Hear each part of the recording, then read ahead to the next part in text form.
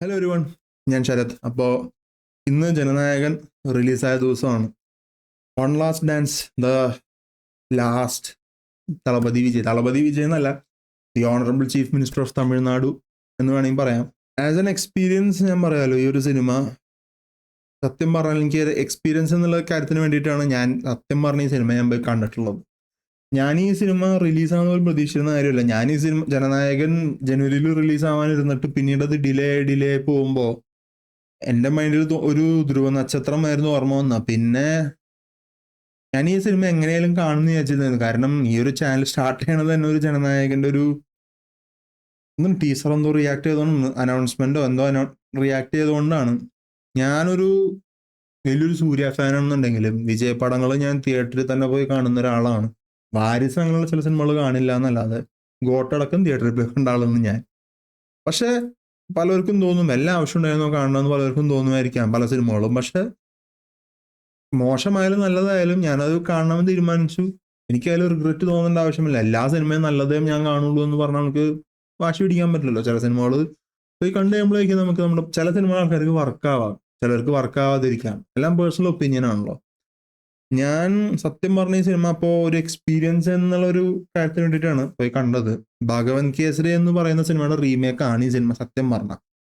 Partial remake എന്ന് ചിലവർ പറയും. കാരണം ഈ സിനിമയിൽ കുറെ പൊളിറ്റിക്സ്, നേരത്തെ കുറച്ച് പൊളിറ്റിക്സും കുറച്ച് വില്ലന്റെ ബാക്ക് സ്റ്റോറിയും കാര്യങ്ങളൊക്കെ കുറച്ചൊക്കെ ഒന്ന് മാറ്റിപ്പിടിച്ചും, പിന്നെ കുറച്ച് സൈഫൈ എന്ന് പറയാൻ വേണമെങ്കിൽ റോബോട്ടും കാര്യങ്ങളും അല്ലെങ്കിൽ അങ്ങനെയുള്ള കുറച്ച് എലിമെന്റ്സ് ഒക്കെ ആഡ് ചെയ്തിട്ട് പടത്തിന്റെ ഒരു ഒന്ന് പെരുപ്പിച്ചെടുത്തിട്ടുണ്ട്. പടം ഒരു വിജയ് പടം എന്നുള്ള നിലയിലേക്ക് ആക്കി എടുത്തിട്ടുണ്ട്. പക്ഷെ ഓവറോൾ ആ ഒരു ത്രെഡ് ഉണ്ടല്ലോ, ഒരു ഔട്ട്ലൈൻ ഉണ്ടാവല്ലോ പടത്തിന്റെ, ഒരു പ്ലോട്ട് അല്ലെങ്കിൽ പ്ലോട്ട് ലൈൻ എന്ന് വേണമെങ്കിൽ പറയാം, അത് ഭഗവൻ കേസരി തന്നെയാണ്.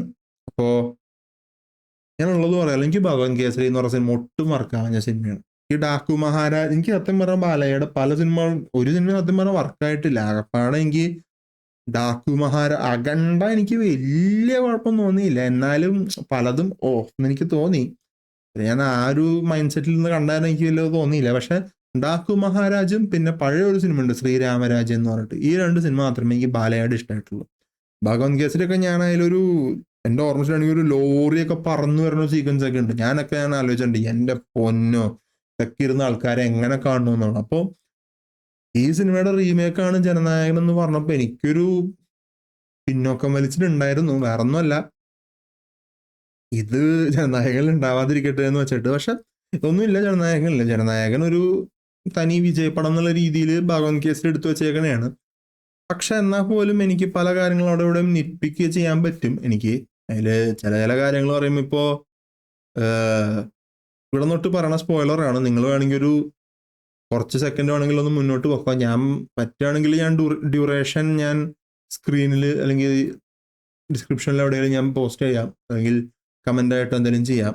വേറെ ഒന്നല്ല, എനിക്ക് സ്പോയിലർ വേണമെന്നില്ല. സ്പോയിലർ എന്ന് പറയാൻ വലിയ കാര്യമായിട്ടുള്ള സ്പോയിലർ ഒന്നും അല്ല. എന്നാൽ പോലും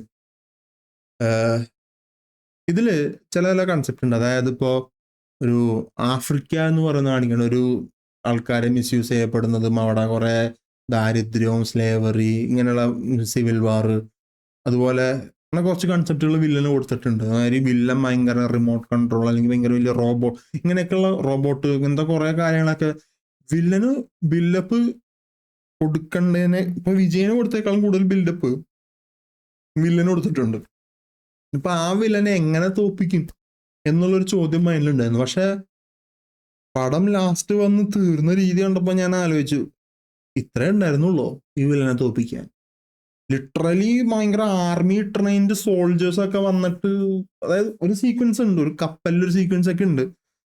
എനിക്കത് എക്സ്പ്ലെയിൻ ചെയ്യാൻ താല്പര്യമില്ല സിനിമ എന്നുള്ള നിലയ്ക്ക്. പക്ഷെ ആ സീക്വൻസ് ഒക്കെ കണ്ടുകൊണ്ട് പടം തീർന്നത് ഇങ്ങനെയെന്ന് കാണുമ്പോൾ ഞാൻ തന്നെ ആലോചിക്കുകയായിരുന്നു, ഈശ്വര ഇവര് ഒരു എനിക്ക് പെട്ടെന്ന് ബീസ്റ്റ് ഫ്ലാഷ് ബാക്കാണ് എനിക്ക് ഓർമ്മ വന്നത്. ബീസ്റ്റിന്റെ അത്ര ഇല്ല, പക്ഷെ എന്നാൽ പോലും ചില കാര്യങ്ങൾ നമുക്ക് തോന്നുമല്ലോ. തളപതി ആണെങ്കിൽ പോലും അത് വേണമായിരുന്നോ എന്ന് എനിക്ക് തോന്നുമല്ലോ.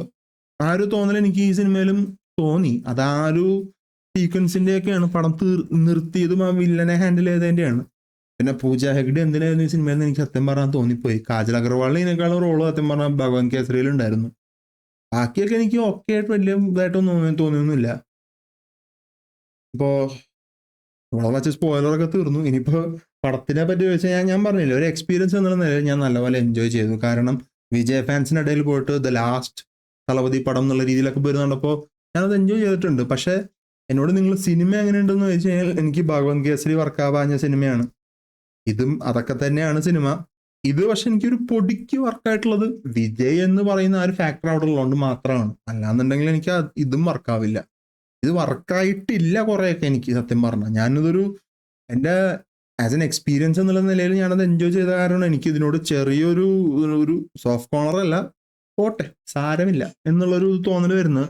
പക്ഷെ എന്നാൽ അവിടെ വേറെ വരുന്ന വിഷമം എന്താണെന്ന് വെച്ചാൽ ഇത് ആണല്ലോ തളപതിയുടെ ലാസ്റ്റത്തെ സിനിമ എന്ന് ആലോചിക്കുമ്പോൾ ഒരു വിഷമമുണ്ട്. ആൾക്കാർ വന്നിട്ട് ഈ പടത്തിനെ ഭയങ്കരമായിട്ട് നെഗറ്റീവും അതങ്ങനെ ഇങ്ങനെ ഒക്കെ പറയായിരിക്കാം. അത് ഓരോരുത്തരുടെ അഭിപ്രായം. ഞാൻ ഈ സിനിമ കാണാൻ പോകുമ്പോൾ എനിക്ക് അറിയാമായിരുന്നു ഞാൻ എന്താണ് കാണാൻ പോകുന്നത്. ഞാൻ ഇതിൽ നിന്ന് കുറേ ഒന്നും പ്രതീക്ഷിച്ചിട്ടൊന്നല്ല പോയത്. പക്ഷെ ആസ് എൻ എക്സ്പീരിയൻസ് ഞാൻ ഡിസപ്പോയിന്റഡ് ആയിരുന്നില്ല. ഞാൻ ഈ പടം എക്സ്പീരിയൻസിന് വേണ്ടിയിട്ടാണ് പോയത്. ഞാൻ എന്തിനു വേണ്ടിയിട്ടാണ് പോയത്? ആ എക്സ്പീരിയൻസിന് വേണ്ടിയിട്ടാണ് പോയത്. അപ്പോൾ എന്തിനു വേണ്ടിയാണ് പോയത് അതെനിക്ക് കിട്ടി. സോ ആ ഒരു കാര്യത്തിൽ ഞാൻ സാറ്റിസ്ഫൈഡ് ആണ്. എന്നോട് ഫിലിം എങ്ങനെയുണ്ടെന്ന് വെച്ച് കഴിഞ്ഞാൽ എനിക്ക് രണ്ട് തരത്തിൽ എനിക്ക് ഇതിനെ സ്കോർ ചെയ്യാം. As an experience it was 9.5 out of 10.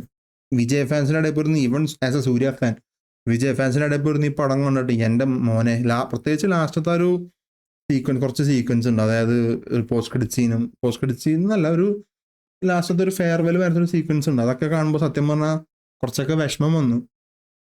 എന്നാൽ ടൈറ്റിൽ കാർഡിൻ്റെ ഒക്കെ സമയത്ത് ഫുള്ള് രോമാഞ്ചമായിരുന്നു. സത്യം പറഞ്ഞാൽ ഫുൾ റൊമാൻസിഫിക്കേഷൻ എന്ന് പറയാമല്ലോ, അതായിരുന്നു.